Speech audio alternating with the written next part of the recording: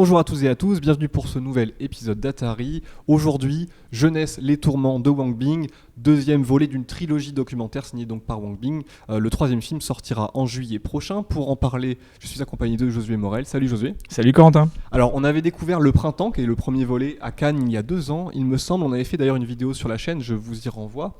Wang Bing, c'est un cinéaste qu'on aime beaucoup à Criticat, qu'on défend. Et pour autant, Jeunesse, Le Printemps ne nous paraissait pas être l'un de ses films les plus majeurs, en tout cas au regard aussi des grands films qu'il a pu signer précédemment. Celui-ci, donc, c'est toujours le même endroit. On est à Zili, dans des usines de textiles, des ateliers de textiles plus précisément. C'est des petites structures près de Shanghai, en tout cas dans la province voisine.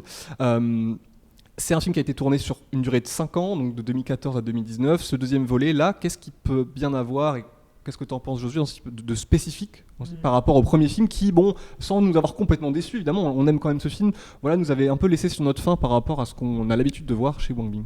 Oui, c'est vrai que Wang Bing, c'est un cinéaste qui compte beaucoup, et par ailleurs, il y avait aussi une autre dimension à ajouter peut-être sur ce point-là, c'est que le film ressemblait presque à une suite de chutes d'argent amer, qui est déjà un film qui était à peu près au même endroit, même endroit, même sujet, etc., avec aussi un même rapport à la nuit numérique, et Argent amer est un film très concentré, et moi je trouve l'un des plus beaux Wang Bing de ces dernières années, et donc il y avait, alors c'est un film par ailleurs qu'on estime, Le Printemps, mais c'est vrai qu'il y avait cette sensation que c'était peut-être pas le Wang Bing le plus accompli. Et en même temps, là, tu vois, en commençant à en discuter, en y réfléchissant, en fait, on est sur un cas critique qui est un peu à part. C'est-à-dire qu'on a vu la première partie d'un film qui constitue une trilogie qui va en fait durer 12 heures, qui comme va durer 10-11 heures, voilà, un truc monumental. Moi, ce qui me frappe notamment dans ce film-là, c'est qu'à la fois c'est le même film, mais c'est pas du tout le même film. C'est-à-dire qu'il y a une moitié, c'est le même film que Printemps, et une autre moitié où, en fin de compte, Wang Bing va faire un film parallèle avec exactement les mêmes matières et il va en tirer quelque chose d'assez différent. Alors, on peut peut-être commencer de manière prosaïque par un espèce de jeu d'essais de différence. C'est-à-dire, qu'est-ce qui va distinguer Jeunesse, le Printemps et les Tourments, pour dire les choses ainsi. Moi déjà, il y a un truc qui me frappe, c'est que le film déraille au bout d'une demi-heure. C'est-à-dire où on voit donc ce qu'on a vu au début, c'est-à-dire, préciser, plutôt des jeunes gens, même si là, ils sont un peu moins jeunes d'ailleurs. Il va y avoir des vieux qui vont venir à un moment, mais globalement, des jeunes gens de province qui sont éloignés de la ville de Zili et donc qui bossent dans des ateliers qui sont aussi des dortoirs, voilà, dans des espèces de grandes travées d'immeubles qui font clairement penser à une prison. Et d'ailleurs, là, on va vraiment rester dans ce milieu-là, et ça fait penser à un autre film de Wang Bing très important, très connu, qui est À la folie, voilà, qui était un film claustrophobe. Et là, il y a vraiment une logique claustrophobe. Donc, on va filmer ces jeunes avec une forme de confusion, j'y reviendrai, un peu parfaite entre le travail et l'intimité, puisqu'en fin de compte, ils dorment quelque part sur le lieu de travail, ils font parfois des siestes à l'intérieur même des ateliers, et ils nouent des relations tout en travaillant sur leur commande. Et il y a une forme de compétition qui est donnée par cette figure omniprésente et très ambiguë dans le film, on pourrait dire qu'elle est la figure du patron, qui en fait est une figure qui n'a aucun problème à ce que la caméra soit là, et là c'est une des nouveautés du film aussi, qui est un peu la seule qui va faire comme si la caméra n'était pas là, sauf qu'il y a un moment, il y a un regard un petit peu étonné d'un patron, mais grosso modo, donc il y a un truc, une forme de transparence un peu totale sur le fait que leur travail documenté, alors qu'on voit bien qu'ils sont en train de tout le temps... c'est une exploitation sauvage, ils sont en train de tout le temps tirer sur la corde, tout le temps en train de mentir, tout le temps en train de raboter les tarifs, etc. Enfin, c'est un vrai truc. Et puis donc on va voir quoi ? On va voir des négociations, on va voir le travail, on va voir aussi la concurrence entre les ouvriers, c'est-à-dire aussi la cadence. Il y a toujours quelqu'un dans l'atelier qui est considéré comme le plus rapide et donc tu vois qui a un statut un peu à part. Qui travaille beaucoup trop longtemps la nuit, donc qui prend les commandes des autres. Exactement. Et puis on va finir aussi par un retour à la province, à la nature, comme une espèce d'ouverture qui va trancher avec un peu le truc claustrophobe. Moi, ce qui m'intéresse, c'est qu'au bout d'une demi-heure, il y a un problème. Il y a une ouvrière qui est pas bonne. Il y a une ouvrière qui est pas bonne et qui tient pas la cadence. Qui se fait moquer donc par les autres. Et qui commence à être rabrouée à la fois par sa coloc, amie, qui est faussement bienveillante et qui en fait a un vrai problème avec le fait qu'elle ralentit tout le monde, dont on sent qu'elle est moquée, etc. Et là, il y a un espèce de portrait très cruel, puisque c'est d'ailleurs un des rares moments dans le film, il y en a quand même quelques-uns, mais on va sortir un petit peu de l'espace, on va dire, clos de l'atelier de sa périphérie pour aller un moment dans une rue, et elle va voir son oncle. Et on voit qu'elle veut son oncle parce qu'à la fois elle veut lui demander quelque chose, elle veut lui remettre des chutes de coton. Et là, il se passe un truc qui, à mon avis, va déterminer un peu tout le film, même s'il y a déjà des occurrences avant. C'est une espèce de conscience très nette de la présence de Wang Bing, ou du moins de la caméra, ou du moins aussi de ses chefs opérateurs. Ce qui était un truc qui était complètement invisible dans le premier film. Dans le premier film, il y avait une logique de flux total où en gros on va filmer la répétition et en gros ce que voulait filmer Wang Bing, c'était vraiment l'horizon du printemps, c'était de montrer une forme de résistance à l'intérieur de cette exploitation des corps avec en gros des réseaux d'amitié, de complicité, de tendresse, d'amour, voilà, il y avait un truc de teen movie et ça c'était une manière de résister et donc aussi de compenser évidemment les scènes de cadence infernale de travail, on voit beaucoup plus de travail dans Printemps que dans ce film là et aussi les scènes de négociation de tarifs qui là reviennent aussi à un moment dans le film. Et donc cette présence-là de la caméra, ça change tout, c'est-à-dire qu'on n'arrête pas de s'adresser à la caméra, on n'arrête pas de lui dire qu'elle est sur le chemin. Et là, cette scène avec l'oncle, je la trouve géniale parce que tout d'un coup, l'oncle va être profondément gêné par un don complètement anodin que lui fait sa nièce, c'est-à-dire elle lui offre une brique de lait, je crois. Et tout d'un coup, on va y valdinguer le lait, les sacs de coton, et il va masquer son visage. Alors moi, ça m'a vraiment posé question, cette question de la caméra et cette question de cette présence de la caméra, parce que j'ai l'impression que cette confusion que crée l'ordre capitaliste entre le loisir et le travail, c'est un truc aussi auquel participe la logique documentaire du film. C'est-à-dire qu'il y a un moment où, un des 2-3 moments dans le film où même il va y avoir des questions adressées par la personne derrière la caméra, ce qui est vraiment pas courant, tu vois, dans la méthode en immersion. Alors il y en a déjà eu, oui, mais c'est vrai que c'est pas fréquent. Mais dans des films, tu vois, qui assumaient ce dispositif de l'interrogatoire ou de l'entretien. Sans voix off, d'un coup, des fois il y a des questions, et de manière un peu arbitraire d'ailleurs, il y en a une ou deux sans plus. Enfin, voilà, c'est pas un truc systématique. Et moi, ça m'a frappé aussi, c'est que c'est un moment où il y a un personnage qui essaie de regarder visiblement un blockbuster chinois sur son ordinateur, et donc c'est pas Wang Bing parce que sa voix est un peu jeune et en plus il parle d'une espèce de proximité générationnelle, donc on imagine que c'est un chef opérateur et quelque part il le ramène à du travail alors que lui essaie de se détendre le soir après avoir fini de bosser. Donc tu vois, il y a un truc qui est un petit peu ambivalent, c'est-à-dire que cette confusion entre la sphère privée, la sphère intime, c'est aussi quelque chose dans le film qui va se traduire par un aspect à mon avis fondamental, c'est que c'est vraiment une prison, quoi. Il filme vraiment ces étages comme une prison pas possible. Puis je vais te passer la parole, mais il y a un autre point qui m'intéresse aussi beaucoup, c'est comment le film, à partir de cette masse de rush, va moins viser, du moins pendant un temps, la logique du printemps, c'est-à-dire un peu une espèce de cas de suite, tu vois, de jeunes qu'on va suivre, etc., et de répéter toujours un peu la même situation, mais qu'à un moment, il va creuser quelque chose au contraire de l'arrêt de la production et un embranchement de fiction. C'est-à-dire, il y a un moment où le film développe un truc fictionnel à l'intérieur, comme ça, de son grand projet et de son armature documentaire que je trouve saisissant et qui fait vraiment la spécificité de ce film-là par rapport au premier et qui fait aussi que le film creuse un horizon qui est assez distinct en fin de compte pendant, on va dire, une bonne moitié située en son cœur. Milieu, ouais, bien au milieu. Justement, c'est un peu de ça dont je voulais parler, c'est ça qui m'a le plus plu. Alors, je suis en train, en parallèle de découvrir aussi le deuxième volet de jeunesse, de regarder À l'Ouest des Rails. Je découvre le film, alors ça se regarde pas en une fois, ça dure 12 heures, donc je fais un peu par épisode, c'est découpé en 3 ou 4 parties, aussi intitulé avec des sous-titres en fait. Finalement, c'est quelque chose qui un peu comme histoire du cinéma, quoi. Début, quoi, voilà, pas ça d'un bloc. Ouais. Et donc, voilà, il y a certains blocs et j'ai été très étonné de retrouver, enfin très agréablement aussi surpris de retrouver quelque chose qui peut-être il y avait moins dans Madame Fang, peut-être qu'il y avait moins dans À la folie aussi d'ailleurs. C'était une espèce de, j'ai envie de dire, de fidélité documentaire à l'imprévisibilité du réel lui-même, c'est-à-dire je filme quelque chose, j'ai mon sujet, j'ai mon cadre, j'ai mon lieu, d'accord ? Mais par contre, je vais être fidèle à l'ouverture des possibles à chaque fois qu'il va y avoir un surgissement, un mouvement, un jeune qui à un moment va se déplacer, d'ailleurs que ce soit en relation ou pas avec la caméra en fait, c'est-à-dire qu'il prend en compte aussi, ça c'est très moderne comme approche documentaire, c'est-à-dire de prendre en compte sa propre présence et de voir ce qu'elle modifie dans le réel. Et je me suis posé cette question-là, mais pourquoi, qu'est-ce qui me plaît fondamentalement dans le cinéma de Bong Joon-ho ?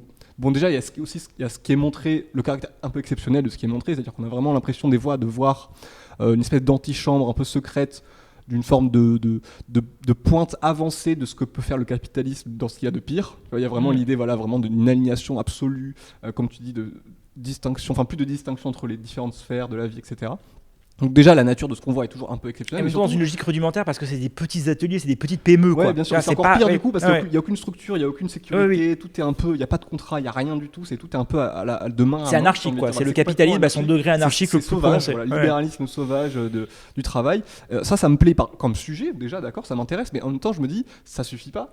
Je pense que Wang Bing, et ça je pense que tu seras d'accord avec moi, il a un sens du cadre inouï. C'est-à-dire que, et quand je disais un sens du cadre, une intuition du cadre qui est extraordinaire. Et c'est marrant parce qu'il a une formation de photographe, donc on peut se dire bon c'est un peu voilà ça vient de là, mais quand même c'est un cadreur en mouvement. C'est quand même ça sa particularité. Et j'avais vu une belle exposition et j'y repense souvent quand même parce que l'intuition était bonne, c'est-à-dire que c'était un cinéma de filature en fait finalement. C'est-à-dire que il s'est montré dès le premier plan de ce film-là, qui m'a tout de suite mis dans cette voie en tout cas pour saisir ce film-là, c'est-à-dire que c'est un plan fixe, un peu en plongée, tu sais, sur les espèces de bâtiments là.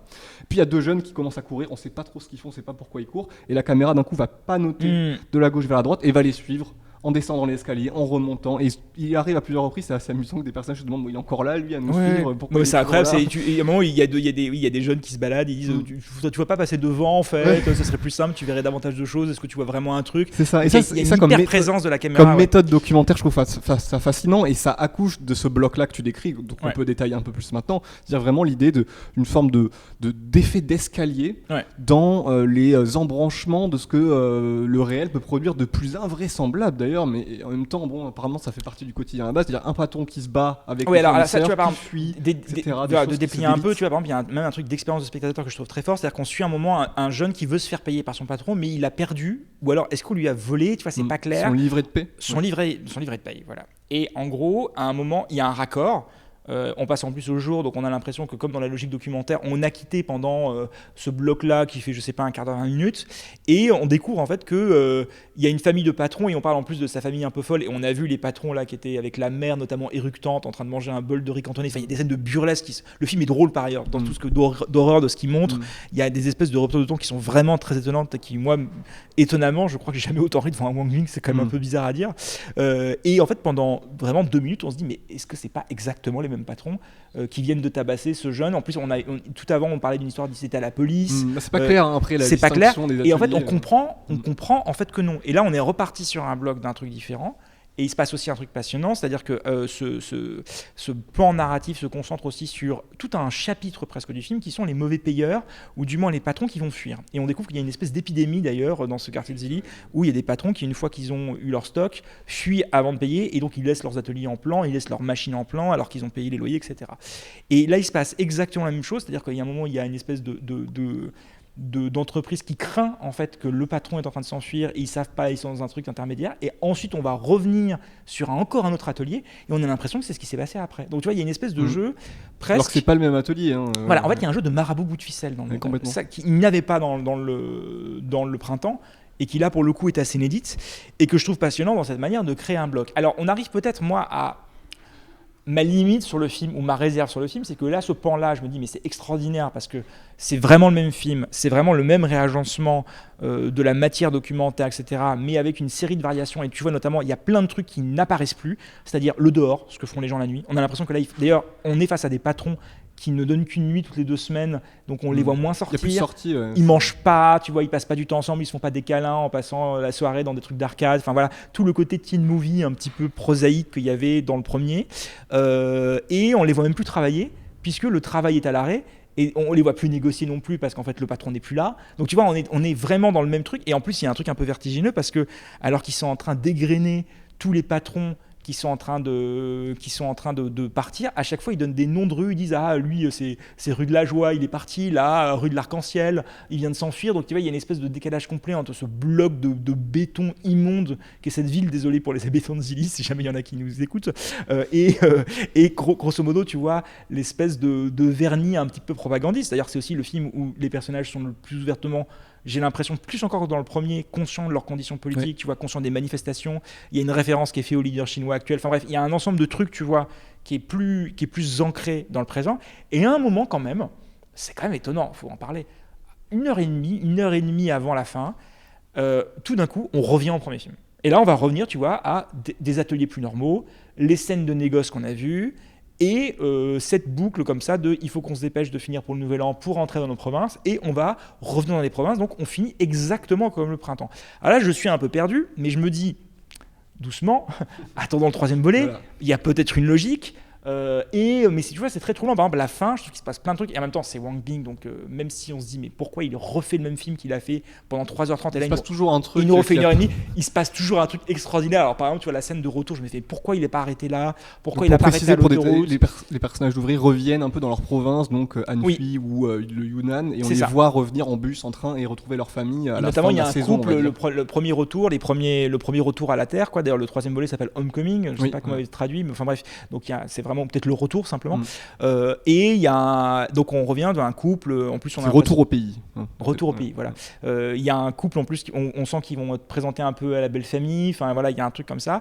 Et à plusieurs moments, je me dis mais c'est bizarre parce que là, on sort enfin de cette espèce de cocotte minute infernale qu'est la vie de Zilly. À plusieurs moments, j'ai l'impression que le film pourrait couper. Et là, il y a une espèce de procession de filature un peu où on marche et il se passe un truc invraisemblable, j'avoue, c'est un peu ma scène comique préférée du film, où tout d'un coup il y a un léger panneau et il y a une caisse de feu d'artifice qui commence à exploser et on voit le père de famille qui sort un paquet de cigarettes, qui commence à fumer une cigarette, qui n'a pas dit un mot à son fils, qui n'a pas dit un mot à sa bru et qui une espèce de scène, mais vraiment miteuse parce que c'est une espèce de feu d'artifice pourri d'une caisse de carton, tu vois, qui commence à exploser.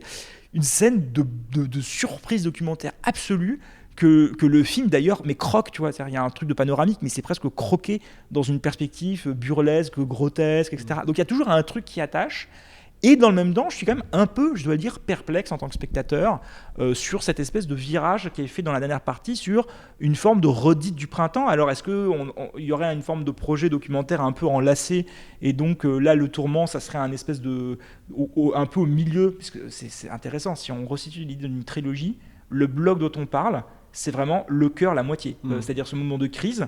Donc, est-ce qu'on aurait un film, tu vois, qui serait à la fois circulaire et qui suivrait une trajectoire qui serait en gros partir de l'atelier pour arriver retourner au pays. À retourner au pays, et quand il y aura un premier retour au pays à la fin du premier acte, et que là, en fait, les tourments, ce moment de crise et ce moment de fictionnalisation du documentaire, ce serait le cœur de la trilogie. Tu vois, on est en train de spéculer, mais je trouve ça intéressant aussi de travailler là tel qu'on le fait sur un objet qui est en fait en gestation et en construction, parce qu'on ne sait pas exactement ce qu'il va y avoir dans ce troisième film, et donc il y a peut-être des choses que là, qui nous laissent perplexes, ou du moins qui posent des questions, qui vont être éclairées d'un jour nouveau quand on découvrira le prochain film. Mais tu vois, d'ici quelques semaines, quelques mois. La partie que tu viens d'évoquer, le deuxième retour au pays, déjà, avant le troisième, on imagine.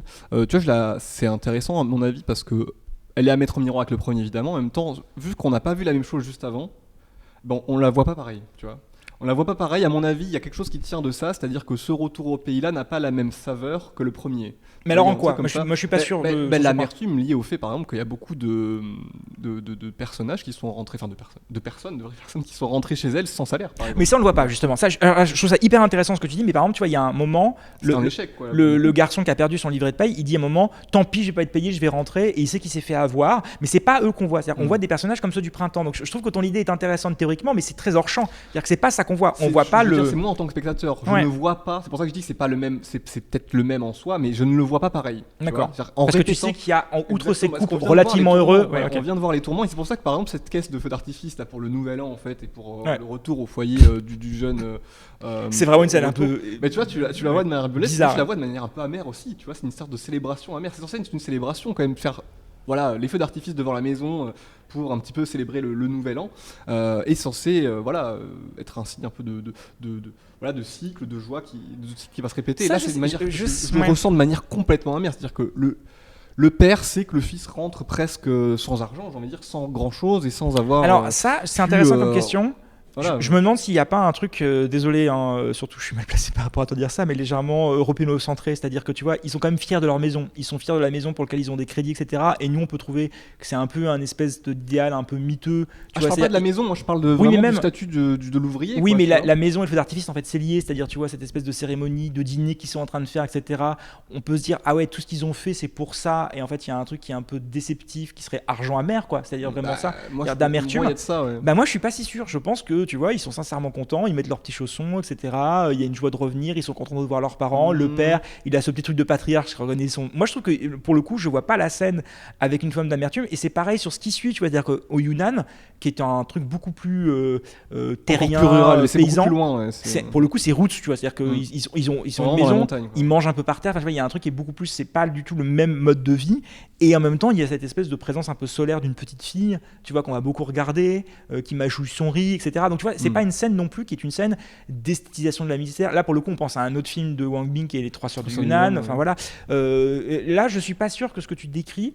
Enfin, je sais pas. En même temps, on en revient un peu au débat qu'on a eu aussi sur le Serra le mois dernier, c'est-à-dire ce que le documentaire nous autorise à interpréter, à penser. Moi, j'ai pas l'impression que là, les personnages sont dans un rapport d'amertume. D'ailleurs, le premier retour, c'est, tu vois, c'est des moments qui sont de joie. Ce sont un couple, c'est une famille qui se renoue. C'est justement, c'est intéressant. Wang Bing ne filme pas le pauvre garçon qui revient et qui revient sans un sou sous et lui c'est un vrai drame, il filme quand même des gens qui à l'arrivée ont amassé un petit pécule, c'est un peu dérisoire, ils se font exploiter, mais il y a un petit moment de vie et il y a un petit moment de bonheur et un petit moment de famille que toute cette machine capitaliste aura fait perler et que toute l'architecture du film aura fait perler. Donc je sais pas si, alors on peut trouver ça amer ou doux amer, mais je pense qu'il y a quand même un truc, tu vois, de contrepoint aussi un peu lumineux par rapport à tout ce qu'on a vu. Ce mot à dessin, hein, c'est pas le désespoir, tu vois, l'amertume, voilà, c'est un peu plus léger et c'est ambivalent. Voilà, il y a une forme quand même, voilà, évidemment, je trouve évidemment que Wang Bing va filmer ce moment-là aussi pour apporter un peu de lumière aussi. Il y avait ça dans La Folie d'ailleurs, il y avait un personnage qui sortait de l'hôpital, je sais pas si tu te souviens, il sortait de l'hôpital. Bon, c'était une scène d'Homecoming exactement comme ça là, oui, tout à fait, c'est très juste. Et c'est quelque chose qu'on retrouve de façon de manière très récurrente dans son cinéma, tu vois, dans l'Ouest des Rails. En fait, je découvre que il y a des routes arc-en-ciel d'ailleurs aussi miteuses aussi, et aussi des retours au pays. Tu vois, c'est assez fou quand même de voir à quel point il y a ces. La différence comme à La Folie, c'est que c'était une parenthèse, c'est-à-dire que tu vois, il y avait un moment de retour et on revenait, c'était hyper brutal. Le retour, on revenait dans la cellule, c'était d'une violence parce qu'on avait vu enfin un petit bout d'air au bout de 3 heures ou 3h30, je sais plus. Et moi, je me souviens que ça avait été une espèce de sensation, mais d'accablement de ce retour-là. Alors que là, à chaque fois, quand même, il finit sur une petite note d'espoir, c'est-à-dire bon, ok, c'est l'enfer Zilli, mais à l'arrivée.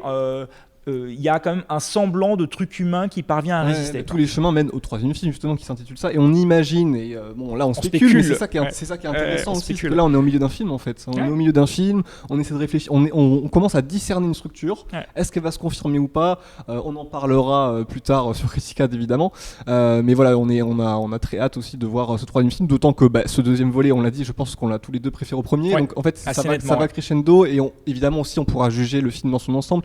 C'est des questions de distribution, c'est dommage, tu vois, Les Dérailles, moi ça me serait pas venu à l'idée de juger une partie plutôt qu'une autre, mais tu vois, tu prends le film en entier, c'est compliqué, c'est délicat. Bon, moi je trouve pas ça inintéressant, tu vois. Il y a 2 ans d'écart, voilà. Moi je trouve ça pas gênant parce qu'en plus ça laisse le temps de réfléchir, de penser, et puis aussi faut quand même le voir le film, c'est-à-dire que moi je suis très content de passer 3h40 devant un film de Wang Bing, mais 12 heures de suite c'est quand même un peu rude, ou les enchaîner en termes de sortie, voilà. Mais c'est pareil, tu vois, je pense que c'est la même chose sur Histoire du cinéma, il y a une version réduite, il y a une version intégrale qui est en morceaux, et c'est tout à fait ok de préférer une partie par rapport à un autre, et c'est aussi la structure même des fictions nous autorise. Et tu vois, moi j'aime plus celui-là, j'aime déjà le premier. Je sais pas si ça me fait complètement revoir le premier sous un jour nouveau, c'est-à-dire ça ajoute des éléments, ça me fait pas une espèce de révélation en me disant ah oui je suis passé à côté d'un truc du premier qui se justifie complètement, mais en tout cas il y a un dialogue. Je sais pas si c'est d'ailleurs forcément même au premier que je disais ça. Est-ce que c'est un seul film ou est-ce que c'est une trilogie où les éléments dialoguent entre eux et il y a un élément dialectique, mais donc du coup tu vois, même si ça se trouve il y a des choses qu'on est en train de spéculer sur le troisième qui vont pas du tout se confirmer. Je trouve que ça va être exactement le même film, ça va être un printemps bis avec juste une moitié. C'est toujours troublant chez Wang Bing aussi, et je pense qu'on pourra conclure là-dessus, c'est que j'ai quand même souvent à la fois de voir des choses complètement exceptionnelles dans le sens fort du terme, vraiment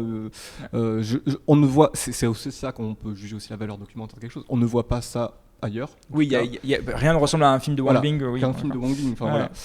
Et en même temps, il y a quand même des choses qui se répètent. C'est comme ça que c'est un cinéma de la routine. C'est un vrai auteur, c'est-à-dire qu'il a des signatures, il a des structures, il a, on va dire, des tendances, tu vois, formelles, des tendances de cadrage, des tendances de panoramique, des tendances de structure de montage. Et moi, je trouve ça assez fascinant de voir aussi ce cinéaste qu'on considère, je pense à juste titre, aussi comme l'un des plus grands documentaristes, et même au-delà du documentaire aussi aujourd'hui. L'un des plus grands cinéastes contemporains. Avec une des œuvres qui nous plaît le plus, et je pense qu'on a très hâte tous les deux aussi de voir le troisième, et on en reparlera peut-être. Mais t'as raison, en fait, c'est à la fois un cinéaste de l'épiphanie et un cinéaste de la routine, et conjointement. Et il y a un truc vraiment passionnant dans la manière de s'articuler. C'est presque à la fois son sujet et sa forme, tu vois. Il y a un truc comme ça de structurellement, en tout cas de montage, et aussi de ce qu'il va chercher dans le réel, d'aller chercher comme ça des espaces complètement aliénants, où tout est répétitif. En même temps, à chaque fois, il y a des éclats et des trucs qui viennent casser quelque chose, et en même temps on recommence, et ainsi de suite, et c'est très troublant vraiment, et je vous recommande de faire cette expérience là quand Jeunesse sera sortie, de découvrir aussi à l'Ouest des Rails, de voir qu'à 30 ans d'écart justement il y a à la fois des trucs complètement singuliers, en même temps une répétition un peu